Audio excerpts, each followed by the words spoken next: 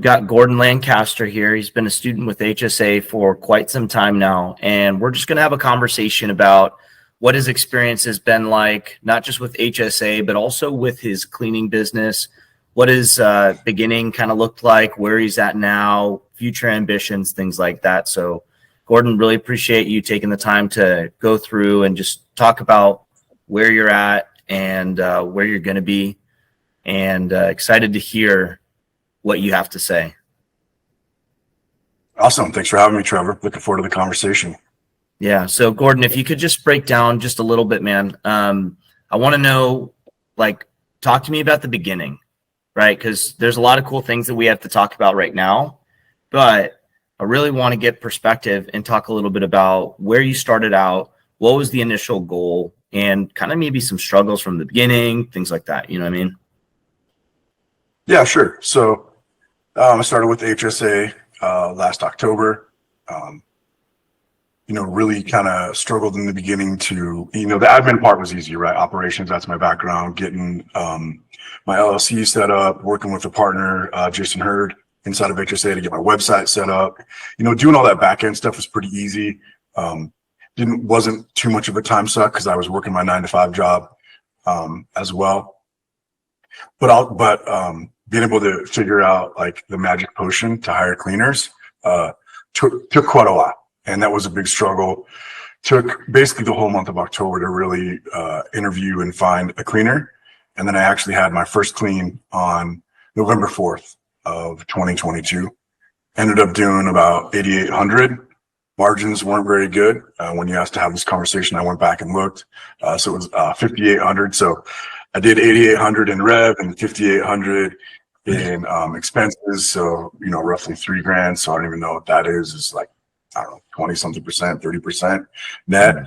But yeah, so, that's kind of the initial starting. The reason why I kind of got into this is I was looking for, something to do on the side that wasn't too capital intensive.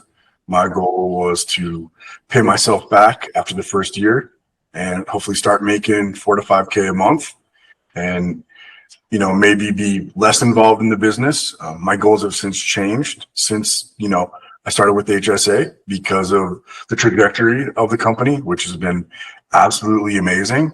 And I think that's a good segue into where I'm at now. So went through HSA, hit all the early goals because you're a taskmaster. You kept me on target, and hit that 20 grand pretty quickly. Hit the 10 grand pretty quickly, and then January, February, March timeframe, I was sniffing around 20K a month in revenue. And then fast forward to August of 2023, I did 45,000, and roughly I think my expenses were about 23, 24, and I netted out almost 10K.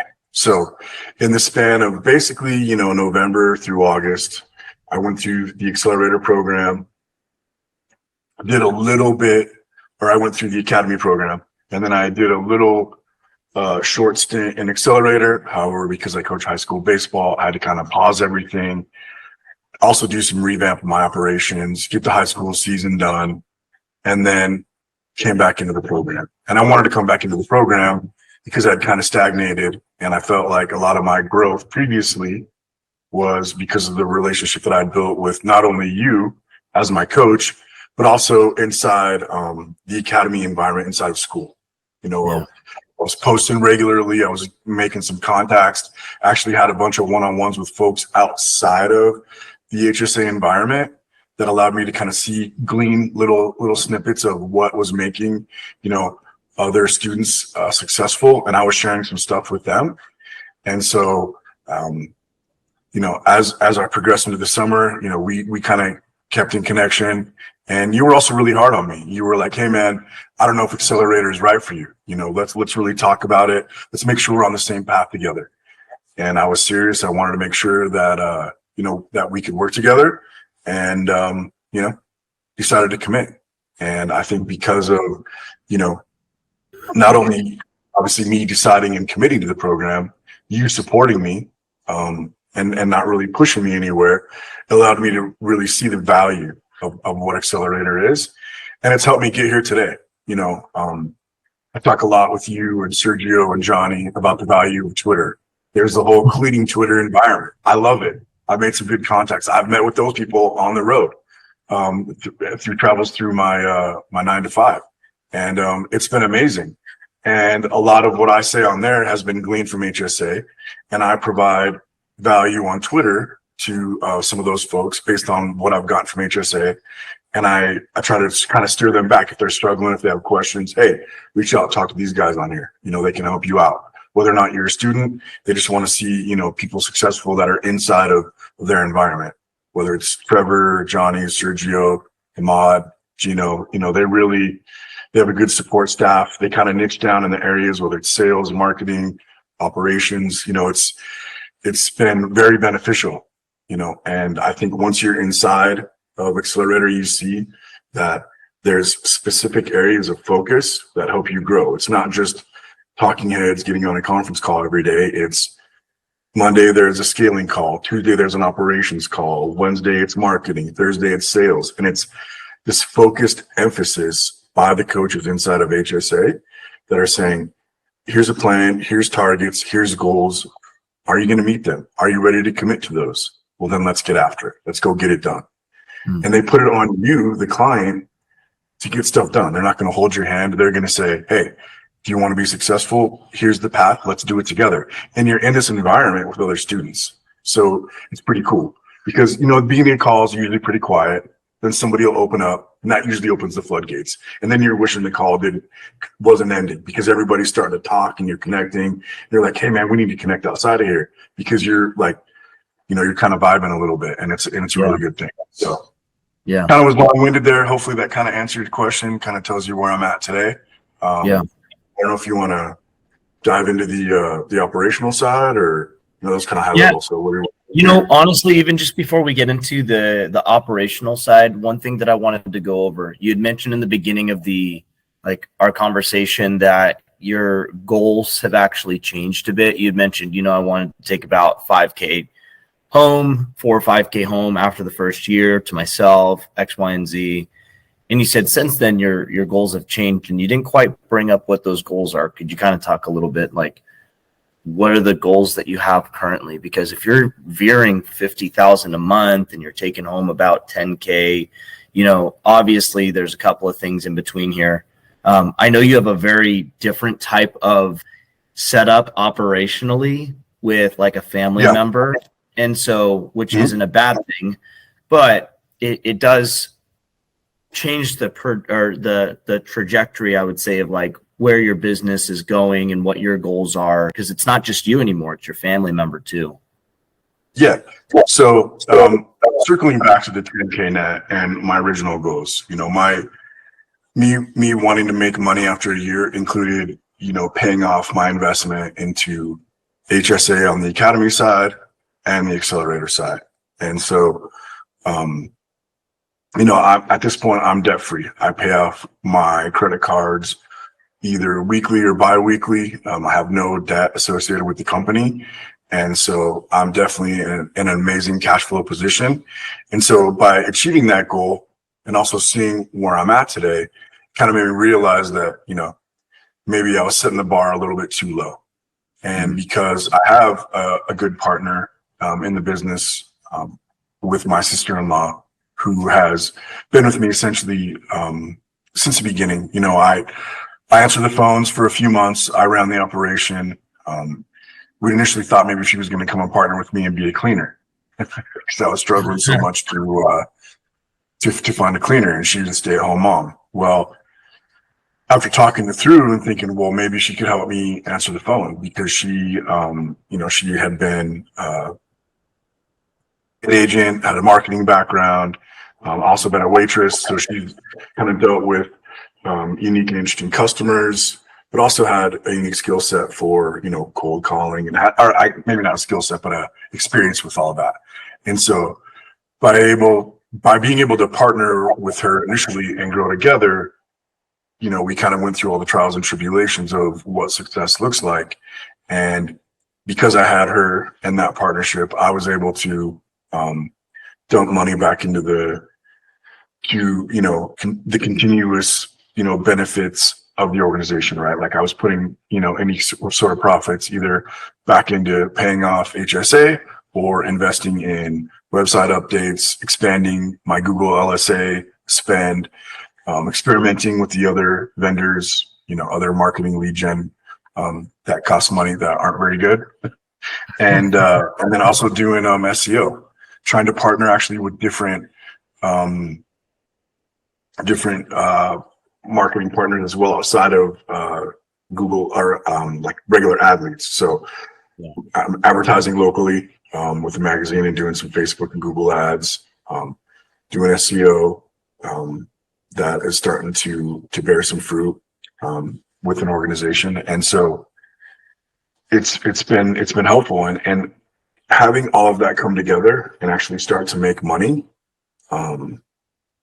has really kind of opened my eyes. And so my goals now really have shifted from making a certain dollar amount to what can I do with this company. So I've hired a sales VA or a sales assistant.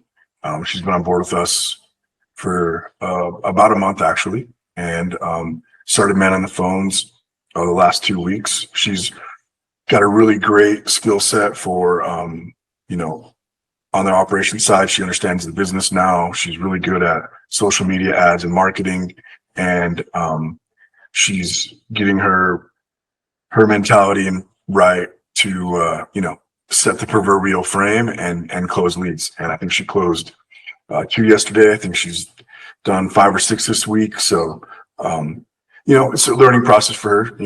But seeing that success coupled with how successful July, August, and September have now been, dare I say that I don't think 100K a month is unreasonable. And we've done all of this basically on the back of LSA and residential. We have a few partnerships with some real estate agents. We've done cold emailing. We've met with some property managers, and now we're trying to shift gears. So I hired a sales VA, and now my sister-in-law, who I said before was a stay-at-home mom, has some support structure in her world that is going to allow her to start stepping outside of the home and start meeting with what could be referral partners. And we're both really excited about that. So whether it's going out to BNI, hitting local business meetups, or just meeting with vendors and bidding new commercial jobs that we don't really advertise for on Google LSA. In fact, she's going to bid one today that could be pretty fruitful for us. So I think that's pretty exciting. And I think, now the next year is going to be really streamlining operations, making sure that we have proper documentation, that training is ongoing, and that we have a shift from answering the phones on one side where Jill's working to, referral based and, kind of developing relationships locally that provide us potential clients back to us. Yeah. That's awesome. You had mentioned there was some extra operational things that you were wanting to go over. Was that kind of like where you're going with it, or were there's some extra things that you were wanting to talk and discuss? I think if somebody's watching this, obviously they're shifting from academy to accelerator. But I think the main thing that I would say is that there's a reason why you decided to join, and there's a reason why you're getting the information that you're getting from your coach and the team. And so really try to stick to that and adhere to that. I think one of the things where I stagnated in the middle of the year, and not just because I was coaching baseball, and is that I thought I was maybe already at the point where I could just leave things on autopilot, and I wasn't there. And I needed somebody to kind of like, hey man, there's a lot of opportunity here. You need to kind of right the ship a little bit.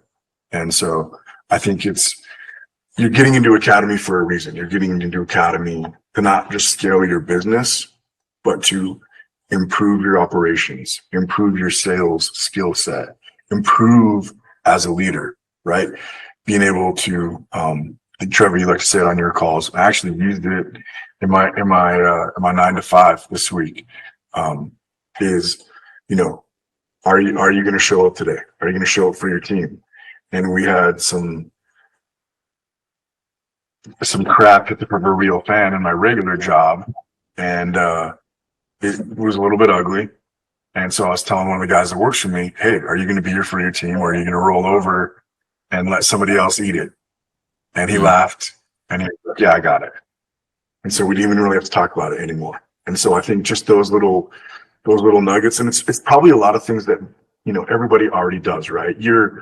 If you're in the accelerator, you're a successful entrepreneur. You're doing 20, 30K a month already. You're already doing that shit. But what you're doing it now is with a team. And if you get on Twitter, you get on Instagram, you hear influencers and everybody says it. And if you were an athlete ever, or you were in the military, all of these things, and businesses are usually more than one person. They all require teamwork. They all require leadership. And if you're an accelerator, you're leading a business, and it's time to really think about stuff like that. Stepping away from, can I close these 3 leads today, to what's the next step for my business? And that's why I'm an accelerator. That's good, man.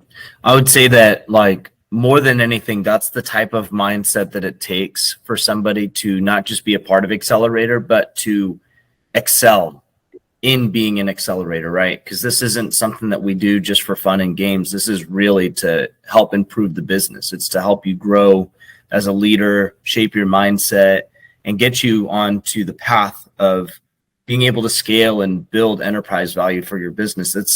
It takes a lot. It's not just the simple, oh, well, I know what I'm doing, I'm going to just scale. And, you hear that a lot, like, oh, I think I know the path and how to scale. But the reality is, it's a whole journey, and it takes much more than just selling and then marketing a little bit more. There's more to it. It's very nuanced. And so I love the description that you put together for what to expect. What has been, go ahead. Well, I was just going to say, part of growing and scaling is you have to do more. And so the work that it took at 20K a month is fine for one person. The work at 30 to 40s is fine for 2 people.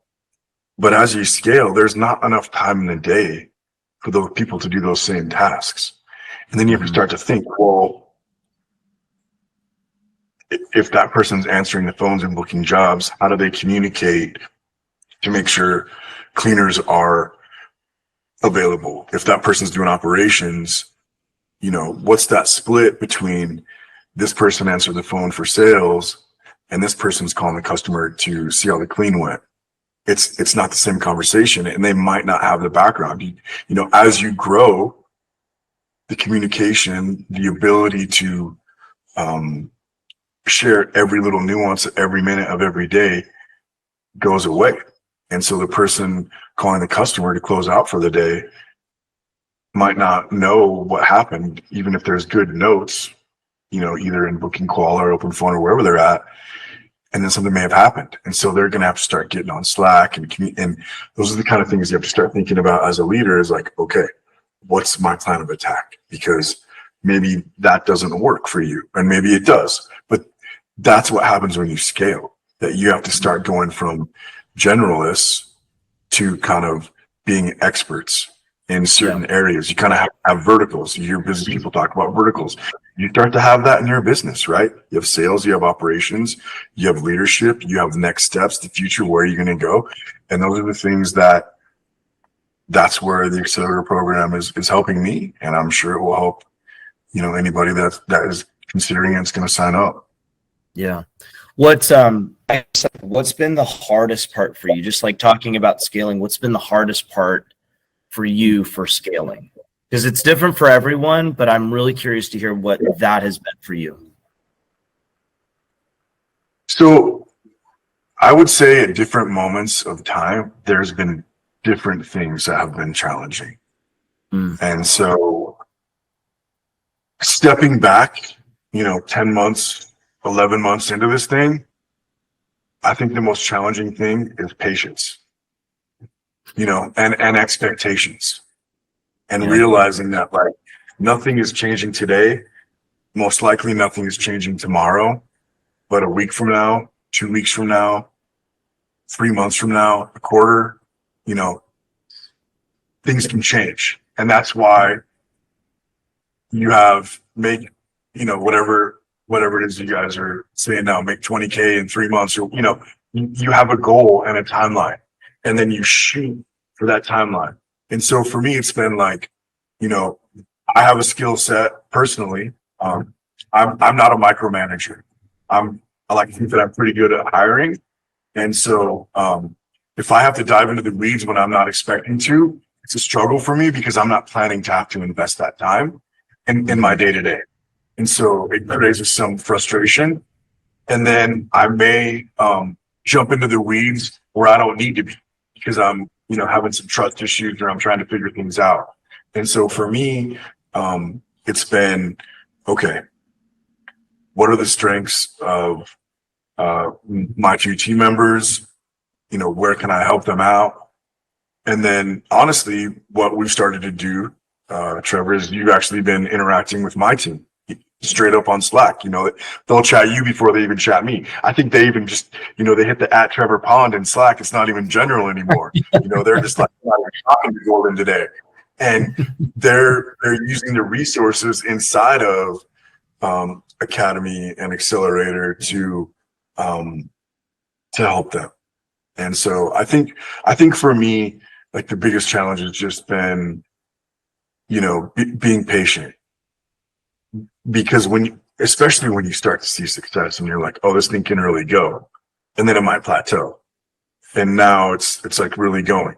And so, I'm sure we'll hit plateaus. LSA has been slow this month, so we'll see how this month goes. I mean, we're doing good. But it's not like a huge, I'm not going to hit 75K this month, but it's patience, Yeah. and knowing that, trusting that the process is going to be successful. Yeah. What have you, and I know you and I have kind of even talked about this before, but what would your advice be when it comes down to managing, I guess, your time and stress? Because we talked about delegating work, so that's a little bit more on the time side. Yeah. But like, no one really talks about how do you manage stress as a business owner, because there's different types of stresses, right? I've heard that there's people that get out of the military and then they start a business, and it's a totally different type of stress, right? And you literally can speak to that. Right. And so how would you say you manage stress? I think the first thing that I do in stressful situations is I say, nobody's going to die from this decision. Nobody's in harm's way. Literally, that's just that's what calms me down. Like, you can go to sleep based on that. And,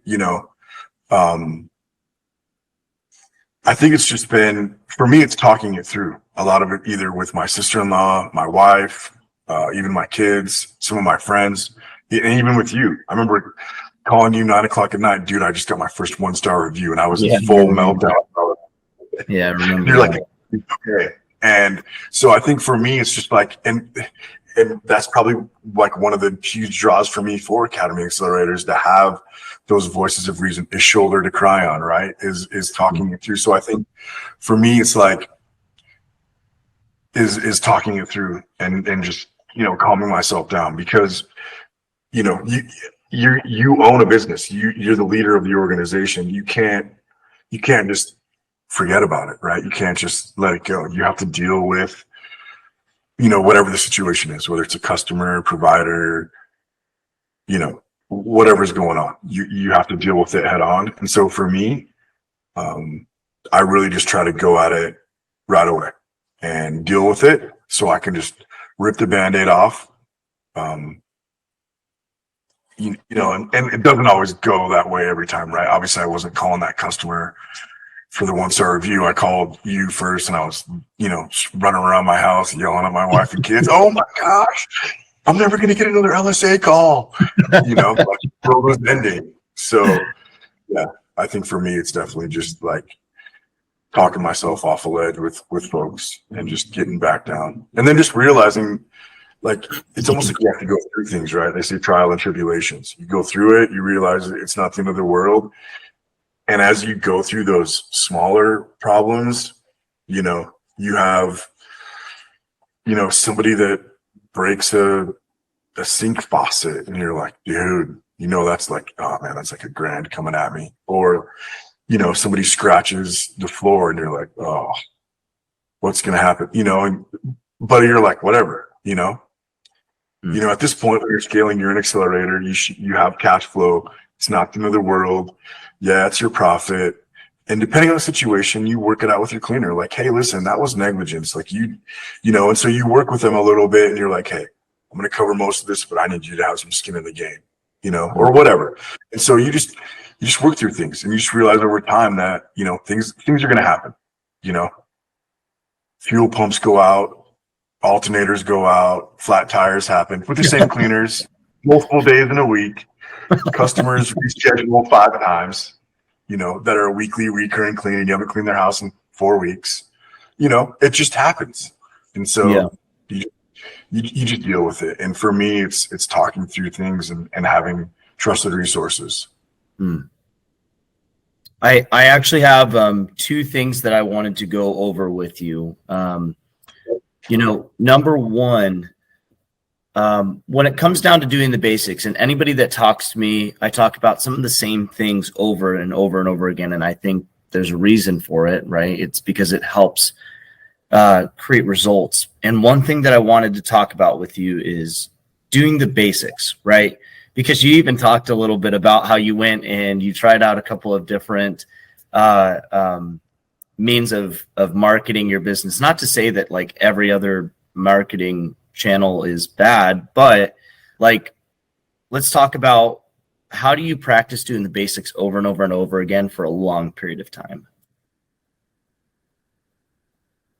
Because you can get impatient, right? Like, it's easy to get impatient. I'll say patience for me is huge, and I'd say that's it. You listen to your coach, whether it's Trevor, Sergio, Cody, who's ever coaching you inside the program. You create goals, right? You have your VFOs, and you stick to them. Like, for whoever's out there who's watching this, you dumped a lot of money into the academy and now the accelerator. And there's a reason you did that, because you trusted that the value that they were bringing to you was going to get you where you wanted to go. And if you're not setting a plan, an action-oriented plan with a timeline, then what are you doing? And so I would say, like, that's sticking to the basics. Get a plan and stick to it, and really, like, intentionally focus on it. You hear all the hype. You talk about Elon, right? Like, the dude goes crazy focused on one thing. He sees one problem, and he, like, just loses his mind trying to figure it out until he can figure it out, right? Maybe to the point where it's even unhealthy. And it costs him a lot more money than the actual problem that he's trying to solve is worth. But at the end of the day, you focus on the plan that you create, right? And so sticking to the basics is hard, because if you're on Twitter, if you're on Instagram, you hear people say sweaty startup, boring businesses. It can get mundane and boring. Chloe's cleaning. This is Gordon. How can I help you? Oh, you have a fuel pump that's bad today. Oh, you want to cancel less than 24 hours? Recurring clean that spent $3,000 with me. Okay, whatever. Dude, and I'm hitting on, like, the touch points, but it's a bit like, we're bidding over a $2,000 job today. I'm partnering with a window washer, like, that could be amazing. We've hit days where I think our best day ever is 13 LSAs booked in one day, over $5,000 in one day, from, the sales framework and just answering the phone, like, that day. The sales framework, answering the phone. And so, it's the little things. And if you stay focused and on what is boring and you're patient, you'll see the fruits of your labor over time. That's good, man. I'd say last kind of thing that I wanted to go over with you is what advice, and you've touched a little bit on this, but I guess if we could just narrow it down, if you'd one piece of advice for somebody who is new to Accelerator and are about to start this journey in scaling and building enterprise value, what would that advice be?